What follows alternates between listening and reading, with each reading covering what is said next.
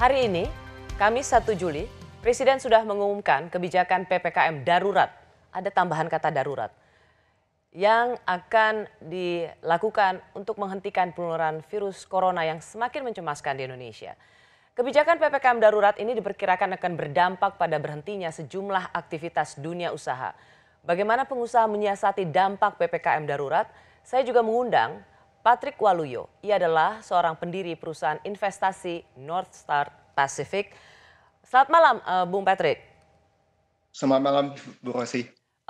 Kita sudah bicara ada Alisa Wahid di sini, ia penggagas tarik rem darurat. Ada Dr. Tirta di sini. Saya mau mendapat perspektif dari seorang Patrick Waluyo. Anda seorang yang banyak berkecimpung di dunia investasi, berbicara dengan para investor Indonesia.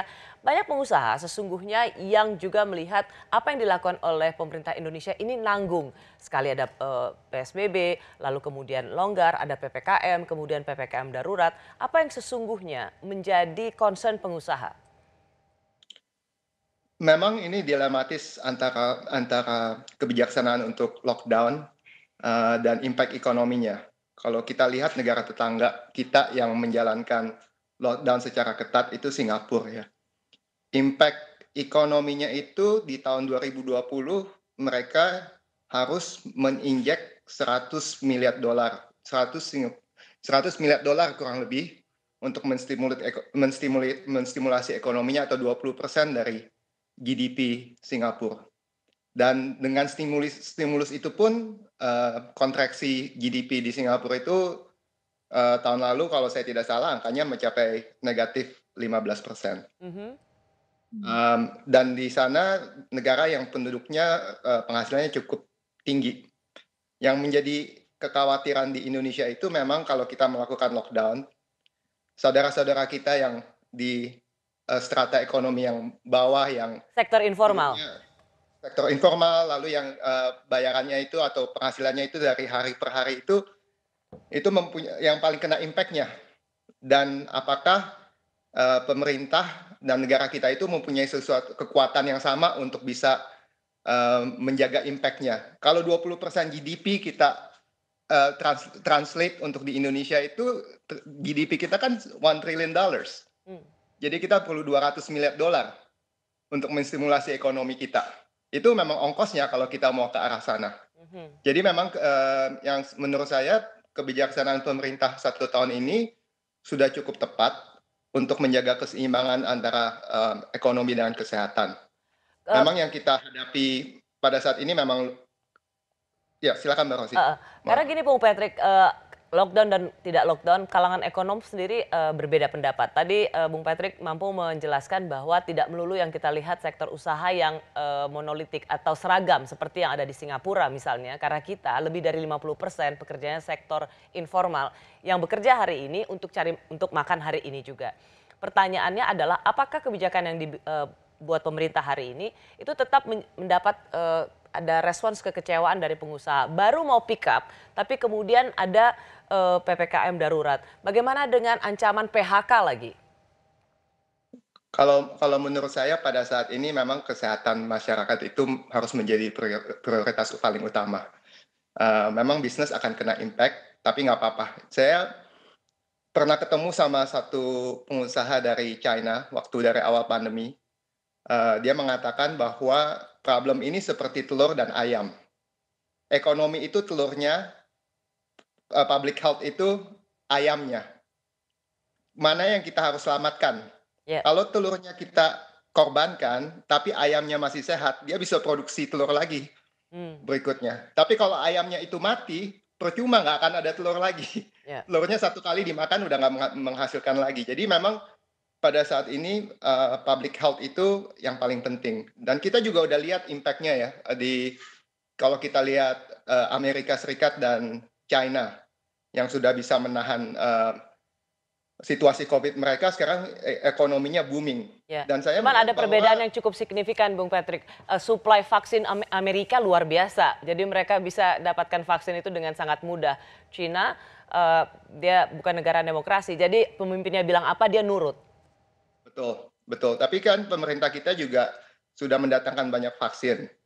dan juga saya dengar nanti bulan Agustus itu akan ada Pfizer juga akan masuk ke Indonesia, mRNA. Dan yang saya udah share sama teman-teman, itu lebih baik vaksin mRNA Pfizer yang datang itu nanti dibuat untuk jadi booster ketiga aja untuk teman-teman yang sudah mengambil, saudara-saudara kita yang sudah mengambil Sinovac vaksin. Ya. Karena ini menjadi kebijaksanaan di Bahrain misalnya, supaya lebih efekasinya lebih tinggi dan bisa menyebar untuk rakyat yang lebih banyak. Sebagai pengusaha, yang ingin saya tanyakan adalah apakah kemudian orang mengatakan, banyak analis mengatakan bahwa bagaimana pertumbuhan ekonomi itu bisa dijaga dari satu negara ketika dia mengatasi masalah pandeminya. Indonesia dianggap tidak cukup sigap, cekatan mengatasi pandemi ini, dan ini berakibat pada sentimen atau bagaimana persepsi masyarakat internasional terhadap Indonesia. Bagaimana Anda sepakat dengan analisa ini? Kalau ngelihat angka-angkanya enggak ya, Mbak Rosi ya. Investor asing masih sangat confident terhadap Indonesia. Kalau kita lihat nilai tukar rupiah ke US dollar, lalu indeks bursa Jakarta Stock Exchange, lalu yield government bond, semuanya cukup stabil kok. Jadi menurut saya sebetulnya market itu udah expect bahwa Delta variant ini akan hit Indonesia, dan akhirnya pemerintah juga harus melakukan PPKM seperti yang dilakukan ini. Dan menurut saya investor itu udah melihat ke depan, ke beberapa bulan ke depan atau 1 tahun ke depan, dan punya suatu keyakinan bahwa kita bisa melalui masa sulit ini dengan baik. Baik. Saya mau ke Mbak Alisa dulu. Mbak Alisa, kalau misalnya kita masih harus sampai tanggal 20 Juli berjibaku dengan masa pandemi ini, ada pembatasan kegiatan masyarakat yang cukup drastis. Menurut Anda, seberapa besar confidence Anda bahwa kita bisa menurunkan angka penularan ini? Karena tadi Anda katakan nggak cukup cuman civil society, tapi memang harus ada aturan yang sangat drastis. Iya, kalau kita bisa mencegah persebaran, itu kan sudah pasti akan mengurangi beban pada fasilitas layanan kesehatan. Angka kematian yang sangat tinggi itu kan karena sudah tidak sanggup lagi ya. Ini layanan kesehatan ini, satu layanan yang ingin masuk ke rumah sakit sudah tidak bisa karena tidak ada ruangnya, tidak ada tempatnya. Bahkan itu sudah tenda-tenda darurat di mana-mana kan. Tadi siang Pamekasan juga sudah RSUD-nya sudah memasang tenda darurat, di mana-mana sudah pakai itu.